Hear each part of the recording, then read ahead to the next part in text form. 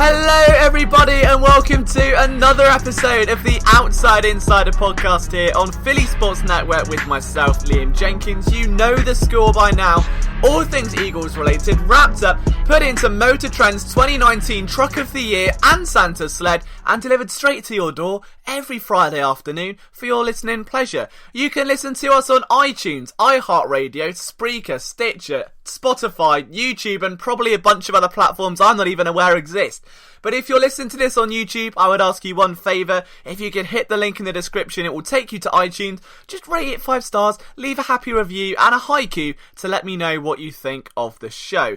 This is a bit of a different one, ladies and gentlemen, so I need you to bear with me, strap yourselves in, because not only can you win one prize, you can win 2. And we have an exclusive game show that we're officially starting today that will be a part of the Outside Insider podcast for the foreseeable future. So we've got that to get through, 2 giveaways, and then all the nitty gritty, and thank you next. Oh, don't say I'm not good to you, because, you know, just wait till Valentine's Day. We missed it. We missed Valentine's Day. I tried my best. It's a thought that counts.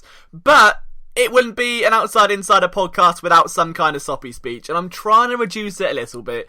But the YouTube channel hit 10,000 subscribers recently, and that honestly blows my mind. So if you are subscribed, you enjoy the film rooms, the bizarre This Week in Philadelphia sports episodes, and of course this podcast, thank you so much for all of your support. If you're listening to this now, you've been a massive part of the growth of Philly Sports Network.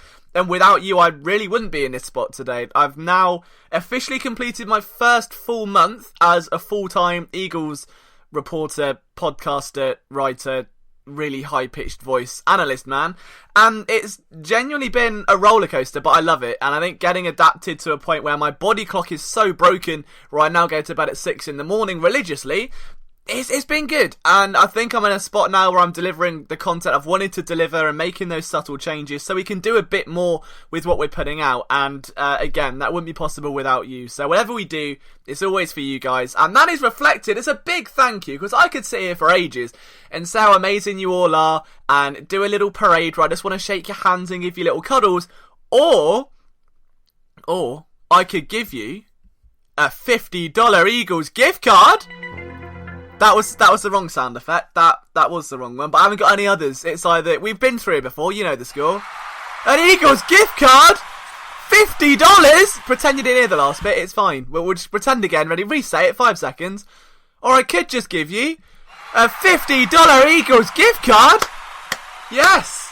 $50 to spend in the Eagles Pro Shop could be yours, and all you have to do to win that, as a thank you for your support, for dropping me all the comments about my prepubescent voice and appearance, the fact that if I put a Snapchat filter on my face, it would not make a difference at all, and, of course, all of the kind comments you've given me over the last few months. All you've got to do to win, follow me on Twitter at LiamJenkins21. On there you will see a tweet detailing the Eagles gift card giveaway, and make sure you're following Philly Sports Network as well. That's at Philadelphia SN, not Network, Philly Sports Network. Alright, so follow LiamJenkins21, Philadelphia SN, give that tweet a retweet, and you're entered. I'll pick a winner on Wednesday. That is the first giveaway out of the box. And before we get to the rest of it, we have to talk Eagles, don't we? Because there has been a couple of murmurs this week. OTAs had their first practice, and their second and third, but the first was the one that was open to the media. Doug Peterson met with reporters, and then, of course,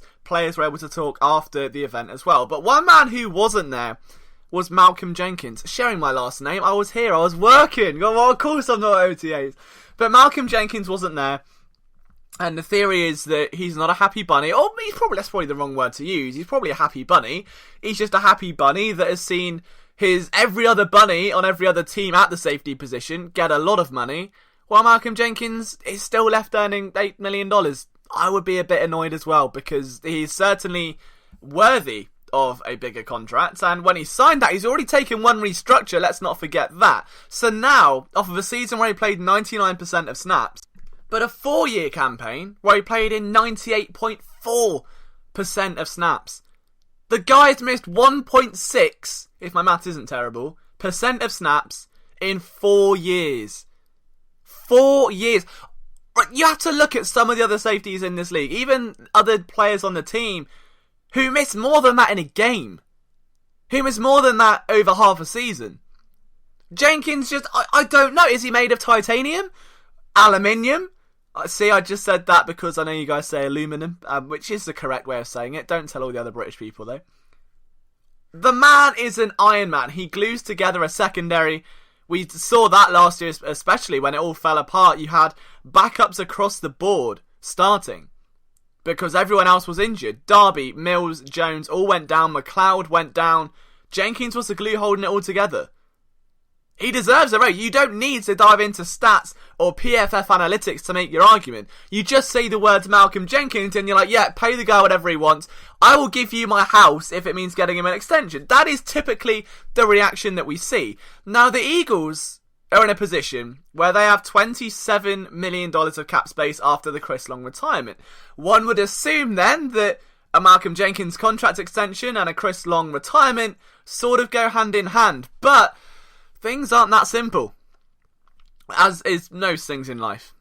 Because also, potentially, needing a contract extension with negotiations already open is Carson Wentz. Now, I know that your immediate reaction is going to be, but Liam, the Eagles have picked up the 5th year option. They don't have to pay him this year or next year. Ha ha ha ha ha. Sure, but next year's salary is going to cost $22 million. And the main argument here when it comes to Carson Wentz is, of course, that he's almost destined, barring any injury or sudden shock, to go out and have an MVP level season. I've said this for months on the podcast, on videos, on articles, basically everywhere. It would be shocking if Wentz was anything less than excellent. And that's a problem with excellence, where you begin to take that for granted. And to a point last year where even when playing injured, he still set a career high in completion percentage.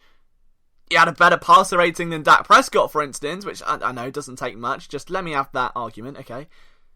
You begin to take that for granted because you see it so persistently, and anything less than that then becomes a bit of a disappointment. But now we're in this situation where Wentz, who is not wearing a knee brace, who looks fluid in his movement in that first practice of OTAs from the videos that have been released on Twitter and YouTube and formats like that, a man that now, as opposed to working through an entire offseason with Nick Foles as the starting quarterback, the offense being moulded around Foles from week 14 all the way through, with a new offensive coordinator calling the shots, working with Foles as his QB1. Now Wentz can gel with that offensive coordinator. Now Wentz can gel with Deshaun Jackson, with Jordan Howard, with JJ Arcega-Whiteside, with Dallas Goedert. Barring, again, an exceptional circumstance, knowing that the offense will be remoulded around Carson Wentz's prolific traits and attributes, I would say probably the words to use here, you're not going to see an underwhelming season, right? So if the Eagles don't pay him, and they go, do you know what, play your contract year, we'll worry about it later, and Wentz goes out and tosses 45 touchdowns, 12 interceptions, 68% pass completion rate, blah blah blah, goes to the playoffs, maybe a championship game and beyond. If they go championship game at all, you've lost the window. You've lost all leverage. At a minimum, Wentz earns $22 million, and you're gonna want about 30.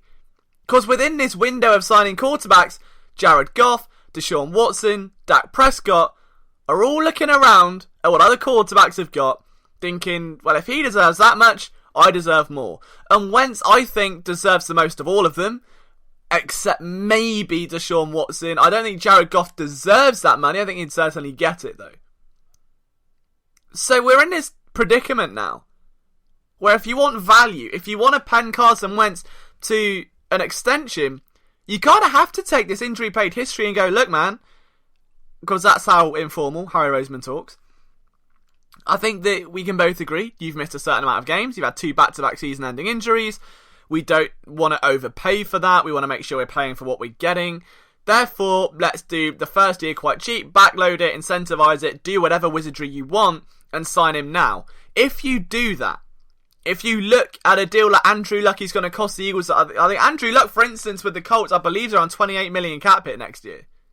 And even in the year after he signed that 5-year extension, now bear in mind, Andrew Luck signed this deal coming off of a season-ending injury. He ended the year on IR, Everyone was debating, oh, he's not a franchise quarterback. Oh, you can't pay because you haven't seen it. Oh, I don't get it. Right, and I literally listed Andrew Luck as a top 5 QB, and you just can't downplay that. I think it's the same with Carson Wentz. Even in that year, 19 million cap hit. Carson Wentz, as of right now, is a fraction of that. So the Eagles are in this weird spot where they either go, look, we get one more drastically cheap year, and this could be the biggest bang for your buck season yet. The man is going to cost $8 million in cap hit, $720,000 in base salary this year, right? So you either get one big contractual year, or you sign him to a deal now and know it's going to be a lot less in the long run. Because if Wentz balls out, you're overpaying. The reason this is so important is that if Wentz jumps up, let's say, for instance, in terms of an overall cap hit, to 25 million, which is, I think, a fair estimate, that's going to cost the Eagles around $16-17 million in cap space, roughly, depending how they incentivize it, right? I don't know what I'm saying right, I'll start saying left. Malcolm Jenkins, who is on $8 million, is the 10th highest paid safety in the league. He plays to a level much higher than that. I don't care what you say about his age. I think he looks after his body extremely well. His production, his durability have never once made me question his age. And I'm not being funny. If the Eagles are completely okay with paying Jason Peters just about every car in the parking lot that they own just to keep his 97-year-old body on the field for 3 games a season, I'm pretty sure they can cough up $10 million for Malcolm Jenkins. Do not give me the age argument with a safety that has literally missed 2% of snaps in the course of the last 4 years. It's ridiculous. Jenkins deserves the money. The issue is, if they pay Carson Wentz, they may not have enough to get Jenkins what could be double, what could be an extra $8 million in terms of a cap hit. So you've now, in a way, unless Howie Roseman, and if he can do this, it will be the biggest move of his general managing career so far. If he can get Wentz extended and Malcolm Jenkins extended in this offseason at the same time, I don't think that there's a better GM in the league. That would be ridiculous. $27 million should not net you a franchise quarterback and an elite tier safety. It really shouldn't. Not when you're paying $11 million to Jeffrey. Not when you're paying close to that for Fletcher Cox. Not when Malik Jackson gets 8.5. Not when Nelson Aguilar gets 9. That would be an insane move. I don't think it happens though. And this is where it comes into play. I truly think the Eagles are going to have to make a decision as to whether they want to secure the future of their offense. Where again, they have got leverage over Carson Wentz now. They won't have that after next year, more than likely. If they do decide that, you're going to leave Malcolm Jenkins unhappy. They did not draft a safety. Chauncey Gardner-Johnson slipped further into the well of the NFL draft than I slip on the way to work. I say that on the way to work. I used to work at Apple. We live in England. It's cold and rainy all the time. I only own basketball shoes. When it got icy, my whole life was a basic slip and slide. That was Chauncey Gardner-Johnson in the NFL draft. They did not take a safety.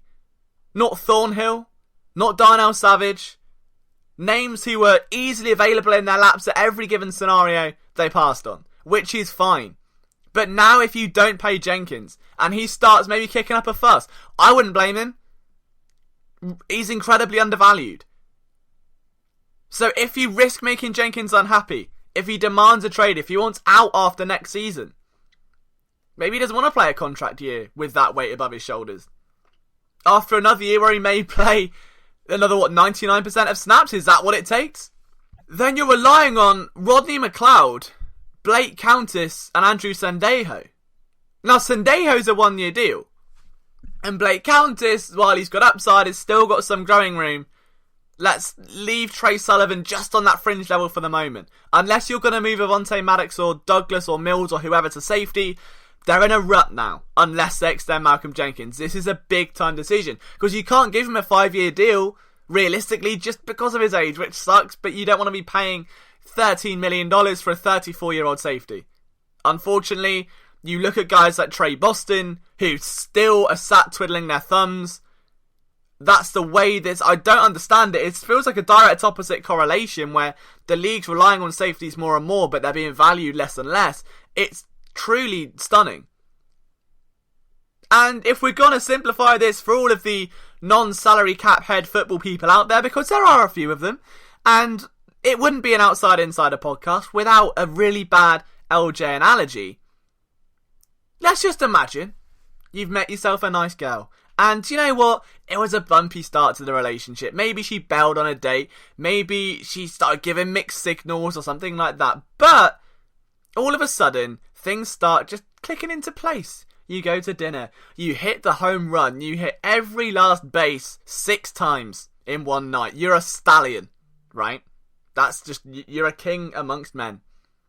But then, just as you're about to make it official, to set the relationship up, an old foe, an old flame pops into your life. Maybe it was your first love. Maybe it was someone that 4 years ago, it was the best thing you ever did. And then it just kind of simmered away and it became normal and you stayed friends because there's no reason to commit long term to that. And then she's like, hey, not being funny, but you signed this house to me and we used to live together for 6 months. I'm going to have it unless you, come on, come home. What do you do? Do you stay with the solid foundation for the next 5 to 6 years? Or do you know that you kind of can't afford to lose a house right now? Because the last time you lost it, well, everything collapsed. And there was probably a hurricane inside. All of your starters, and by that I mean your photos, they got injured and trashed. She smashed up the Xbox. She smashed up your car. She smashed up your television. Can you afford that damage again? Or do you just go for the easy life, knowing that the future girlfriend may fully understand? It's an interesting one, but let me know what you think, guys, down in the description in the comments below, or tweet me at LiamJenkins21, which you need to do anyway, because while you're there, you've got to win a $50 Eagles gift card. And that brings us very neatly onto our next point of the show, which is something I've wanted to do for a while and never really knew the format to do it. But I'm not sure if in America you guys have a game called Blockbusters, but essentially what this is something, normally it's a cryptic clue to guess a certain word or a film or a TV show or something like that, right? You have to make your way up and you win prizes and stuff. Now, I want to make this an Eagles version. So what I'm going to do is I'm going to give you 3 cryptic clues. Now get your pen and paper ready, get your notes up on your phone, pull up a notepad, pull up Microsoft Word, because this is where it's going to get fun. 3 cryptic clues that are referring to the name of an Eagles player currently on the roster. An Eagles player currently on the roster, a cryptic clue, there are 3 of them. If you can get all 3 right, all 3 of them correct, now again, that you don't want to release this publicly because then everyone gets to do it. So, either DM me on Twitter at LiamJenkins21 or email phillysportsnetwork@gmail.com with your answers. Winner gets a t-shirt. If you can get all 3 right, you get put into a pool with everyone else who got all 3 right. You win a t-shirt out of that pool. Sound good? Here's clue number 1. This young Brit wants to build a castle. This young Brit wants to build a castle. Clue number 2. We love starting trouble, so we're gonna map a riot. We love starting trouble, so we're going to map a riot. And clue number 3. And Tony loves the spirit of the radio. And Tony loves the spirit of the radio. I'll go through them again one more time. Make sure you're writing these down. There is a t-shirt at stake. This young Brit wants to build a castle. We love starting trouble, so we're gonna map a riot. And Tony loves the spirit of the radio. If you can guess which 3 Eagles I'm referring to, a t-shirt is yours. Again, email your answers to phillysportsnetwork@gmail.com or tweet them to me in a DM. Don't make it public because everyone else will see and copy you, won't they? And that's not good. At LiamJenkins21. But now, before we get on to Thank You Next, which I know is everyone's favourite part of the show, we've got one more story to get through. And it's not really a story, it's just something that kind of dawned on me like a light bulb that went off. And then energy saving one, boys, because we're all about saving the planet. And it's to do with the Eagles cornerback position. And I wrote a lot recently about Sidney Jones and how this is very much an all or nothing year for him now after 2 years. Very much in the shadows, plagued by injury. His time's running out, his opportunities are growing thin because of how much depth the Eagles have. There's one more player that we're really not talking about right now that could be in jeopardy. And I don't know if that's because he's dyed his hair green, or if it's because that's about the only reason I've got. Because he likes a lot of people's pictures on Instagram, and he's a fan favourite, and he's cool, and I get that, but would it really be that surprising to see a change of heart from Jim Schwartz this offseason? Now, for a rough timeline, we're not going to spend the next hour defending Rasul Douglas as we usually do, but all that really matters is, you know, my thoughts on the Eagles cornerback situation, why I feel Darby and Mills are a bad pairing to have. I think that Jalen Mills, entering his contract year, is in jeopardy. Is it really that far-fetched that he ends up playing a depth role this year? Given that in the last 8 games of the season, Rasul Douglas stepped up time and time again. He led the team in interceptions, become a tackling machine. He is now ripped in the off-season. He's quoting things said about a Pro Bowl season. Now that is fine, and that's what got me thinking. But you don't quote tweet things about a Pro Bowl year if you're a backup guy. It just doesn't work. You wouldn't see Kenyon Barner going, "Oh, I'm going to rush for 1,000 yards." You just wouldn't. Mainly because his voice can't reach that height, but it's the thought that counts. So that says to me that Rasul Douglas firmly believes he's a starter, or has a potential to start. I think we can all agree with that. Would you field Rasul Douglas over Jalen Mills? I think that's personal preference. It could be matchup specific. It wouldn't surprise me to see the Eagles moving corners in and out. But Rasul Douglas, of course, has an extra year on his deal over Jalen Mills. And if we are preparing for a scenario where both Ronald Darby and Jalen Mills could be gone next season, if Ronald Darby balls out and doesn't get injured, which is the same for a lot of people on this roster, the Eagles aren't really going to be able to afford to keep him around. So we're looking at this situation where if they go and you start them this year, and maybe, let's say they both complete 16 games and go, you've had 16 games where the backups have been sat on the field playing Pokemon Go, going, "Oh, I've got a Clefairy." They're not getting experience. It's scout squad, practice squad, scout team. That's what I'm looking for. Are you really going to let someone like Avonte Maddox, who was a rookie who had never played safety before, jumped in at safety, started at nickel, started on the outside, was very impressive at all 3 spots aside from 1 game? Are we really going to let the talent of Rasul Douglas, who has shown notable improvement year on year, just sit on the sideline? Is it that far back?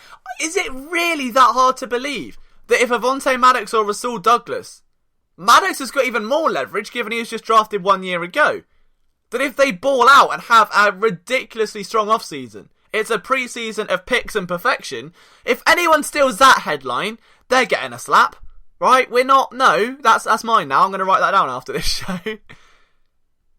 Is it that hard to believe that Jalen Mills might be bumped down a peg? Given that he's still a bit of a liability in coverage because he doesn't have the long strides and the speed to keep up with the quicker receivers. I feel like Jalen Mills is one of those players where fans are either one side or the other. There's no middle ground when it comes to talking about his play. It's either he's a liability in coverage, he gives up, or too many yards down deep, he doesn't have the speed to run downfield, or angles like that. Or it's the guy is literally the saviour of everything. It's the no-fly zone. He's got green hair. I've dyed my hair green, so let's follow Jalen Mills into battle. I get he's a high character guy. I understand he is a phenomenal leader. He breaks down the huddle when Malcolm Jenkins isn't there and things like that, but are we really that entrenched? Surely, if Jalen Mills was as good as some people believe him to be, the extension would have been signed a while ago. Isaac Seumalo has an extension. Does that not say everything we need? I mean, the guy, I know, drafted in the 7th round, he's clawed his way out the depth chart, replaced Laerdis McKelvin as a starter, he's got better with his tackling, is a leader, but if we're going to really fortify his secondary and be really realistic about it, is he the best corner to be playing outside right now as a CB2? Because if we're talking Ronald Darby's out of the equation, yes, I think Jalen Mills CB1, maybe Maddox, maybe Douglas CB2. But if it's Jalen Mills CB1, are we really going to die on that hill?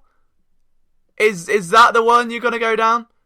Because I don't know if he has that much trust from the Eagles coaching staff. I know Jim Schwartz loves him, but I think Jim has developed a slight soft spot for Rasul Douglas. We may even hear a little bit more about that and the corner competition coming up when the Eagles coaching staff meet the media. I think it's on Tuesday, and that'll be for the first time since the end of last season, so that'll be very interesting.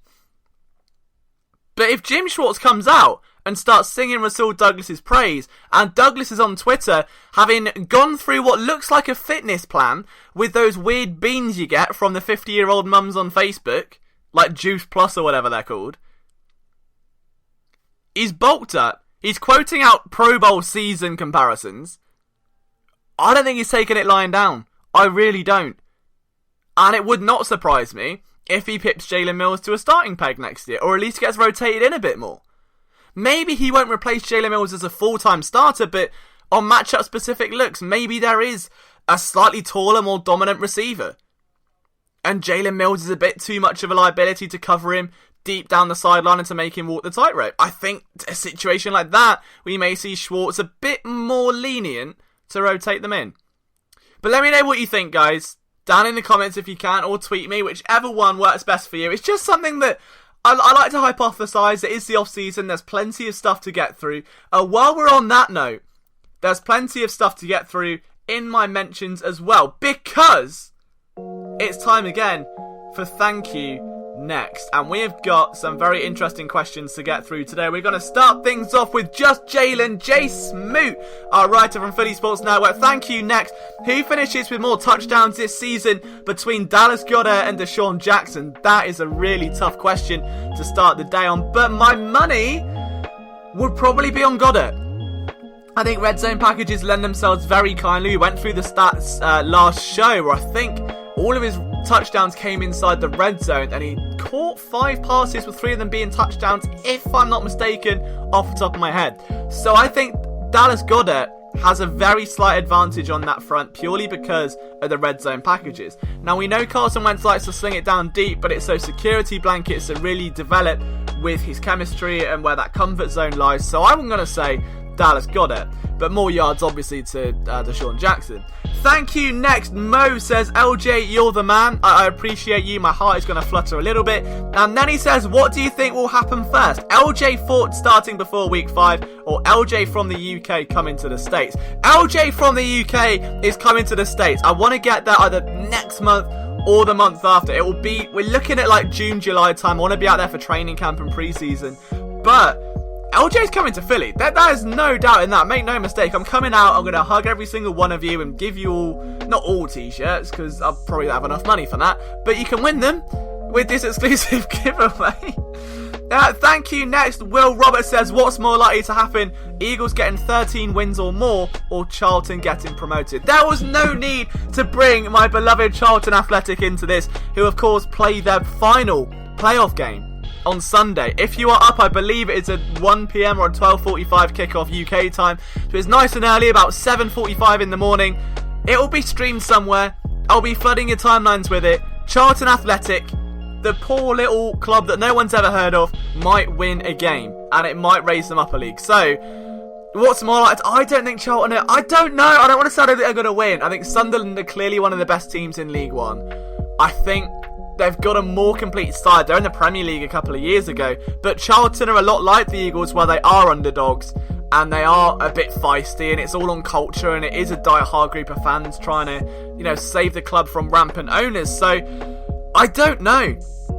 It's really hard. I think if this was 12 wins, I'd probably say the Eagles, because I feel like that is almost a lock at this point. 13 pushes it one step further, and I'm gonna say the Eagles. It pains me to say it, and my heart is crumbling saying it out loud, but I think the Eagles are more likely than Charlton are to win, and I don't want to say that. I'm going to cry. Well, you've caused a breakdown. You have caused a breakdown. Chris Jeffries, who I missed his question last week, and I'm very sorry for, says, what position do I think the Eagles could be upgraded the most at? And do you think a trade for said position could happen? E.g., Pat Pete being suspended may bring a lower value trade to AZ and upgrade CBs. Alright, I can understand that. So, alright, let's take that trade example and put it into a spotlight. If Arizona are looking to bring in a guy, that's when we're looking at a Jalen Mills or Rasul Douglas or someone that could come in 6 games, be an instant starter and pick things up. What is the Eagles' biggest area of need right now? What area could be upgraded the most? That's a really tough question, but I think I'd kind of have to lean with...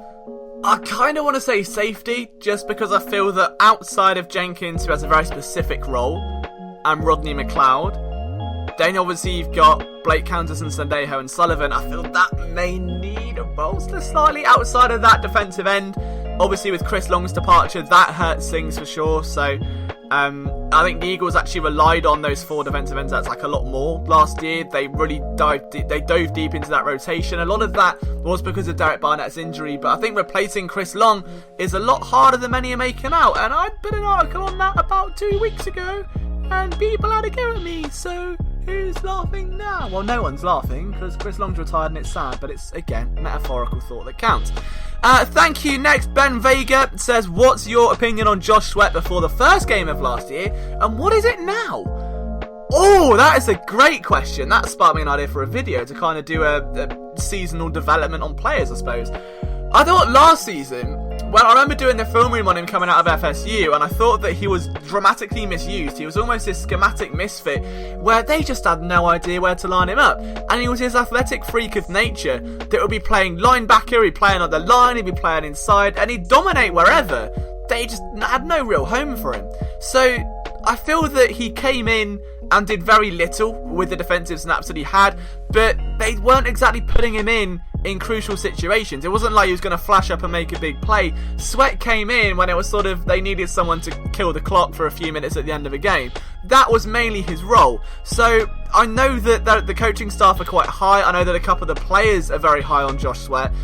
I'm very mysterious. I can't really say if he's developed or not from where I thought he would be, because I thought he was a schematic misfit with a high athletic profile coming out of college. I haven't seen enough to go, right, his home is a defensive end and he's absolutely dominant and he's improved in this area or that area, because I haven't really seen enough of him. And I'm intrigued by the upside. Don't get me wrong, I think there is definitely upside there with Josh Sweat, but we're going to need to see more of it. And it's got to be prevalent through the preseason. So my thoughts on him now are really just those of sheer expectation. He's had a year in the system. He got away with, I think, being let off the hook, so to speak. He wasn't expected to perform right away. He was allowed to develop. And now he's had a year under his belt. We're going to have to see something. We're going to have to see something. And I'm waiting to see it. So I've gone from being cautiously excited to going, look, I can see why the Eagles like this guy, to then having a year where we don't really see a lot of him. And now looking at him going, we've got to see something now. Like, we have to see what he's capable of, because the Eagles have almost put themselves into a corner where they've got to get the most out of him, otherwise it could be game over. But that is the end of Thank You Next. Don't forget, if you want to submit your questions, make sure you follow me at LiamJenkins21. We've got just enough time, just a tiny little window, to squeeze in one more story. And the story we're going to pick today comes from Timotheus of Jerniganus. A man who, with his golden teeth, wasn't best pleased for some reason or another. I still can't work out exactly why. But he signed a contract with the Eagles on a much cheaper deal than we know he was going to earn. He was set to earn way over the $1.5 million that he is now. I think it was close to $13 million off the top of my head in 2019, before he got cut due to the injury he sustained last year. And then he comes back, threatens to pull a Telvin Smith, which is clearly just abandoning the NFL, doing a runner, maybe come and say hello to me in England, chill out, and have a nice cup of tea, because that's exactly what Timmy Jernigan does in his free time. He's a very relaxed man. Not materialistic. Just, I could never imagine him getting up to anything mildly ill-behaved. So Timmy Jernigan comes back to OTAs after threatening this, and then commenting on a fan's Instagram saying, "Oh no, I'm here, fly Eagles fly," definitely wasn't referencing pulling a Telvin and running away, everything's alright. Gets to OTAs, has an interview, and from what I could make out, because I just think I'm not used to the way he talks, and I think the accent's quite thick, but he wasn't happy again, and telling everyone basically that he didn't need to prove anything, that reporters need to ask coaches about where they see him, that he ran onto the field for 2 plays, then ran onto the field for 6 plays, and it's on in 2019. Now, it's great he ran onto the field. I'm happy for him. Brilliant. I'm a bit worried. Now, if he's taken this circumstantial upset and decided to go, look, it doesn't matter, everything's okay, I'm going to talk through this, I've commented on a fan's Instagram, I'm going to ball out, and he's going to go out and attack and kill everyone, then the Eagles defence is going to be an absolute nightmare in 2019, depending on what role Timmy Jernigan has. But if he's just a bit cheesed off, and he's now biting at reporters saying, "Oh, go and ask coaches, I don't have to say why I'm good, go and ask the coaches why I'm good, I'm going to play it, it's on now." Good, that's great, Timmy. I'm just a bit concerned. He's got to headbutt someone. He's got a bit angry, which is great. Like, I'm all for Timmy Jernigan getting that chip on his shoulder. I still don't get why he's angry. Like, again, it's fantastic that he's gone from upset and annoyed to having an angry chip on his shoulder, where he may well have thrown an Eagles reporter into a bin. That could have happened. He was that angry. I saw that look in his eye. I've only seen it once when the kid locked me in a bike locker at school and I was late to my German lesson after lunch. I know that look. He wasn't a happy bunny. I think he is going to be a tenacious defensive tackle in 2019. And if that fuels his play, then fine. Absolutely fine. That's the dream scenario for the Eagles. They get a fired up Timmy Jernigan, who's going to play better than he did in 2017, for what's effectively like a seventh of the price. Brilliant. Still can't work out why he's annoyed. I really can't. I compare Timmy Jernigan now to my younger brother. Now, for those of you who don't know, I've got 2 younger brothers. I was going to say both of them are British, but that goes without saying. So, one of them's a YouTuber, the other one just has a day-to-day job, like as you do. And he plays FIFA a lot. And he gets angry at FIFA a lot. To the point he punches things and throws controllers around willy-nilly and gets very angry. And none of us can ever work out what makes him angry. Is it the game? Right? Is it the game?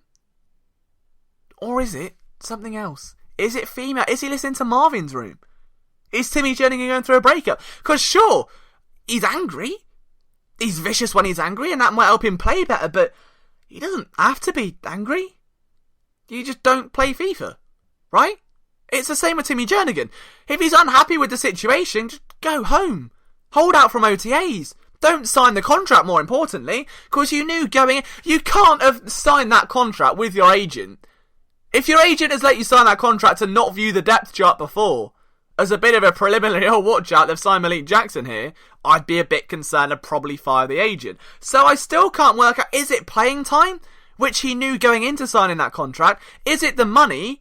Well, he didn't have to sign that contract, but then there's nothing else available. He's just feeling hard done by because he missed an entire season near enough, which is just a bit silly.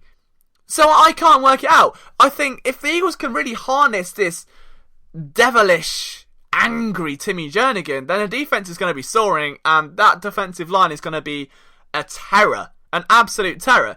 I'm just still trying to work out what's fueling it, because he's clearly very angry, and I don't know what about, because he's put himself in this situation, and he's angry at the situation. And that just doesn't make sense to me. But again, let me know what you think in the comments. It's just a thought to close the show. We are at the end of another episode of The Outside Insider. Don't forget, guys, at Liam Jenkins 21, it's the place you need to be now. Not only have we got ourselves a giveaway for a $50 Eagles gift shop card, pro shop card gift, right? Yeah? But we've also got a t-shirt giveaway. The 3 clues once again. This young Brit wants to build a castle. We love starting trouble, so we're gonna map a riot. And Tony loves the spirit of the radio. Those are your 3 clues. My name is Liam Jenkins. Thank you for all of your support. I love you all more than you'll ever know. See you next time for another episode of The Outside Insider.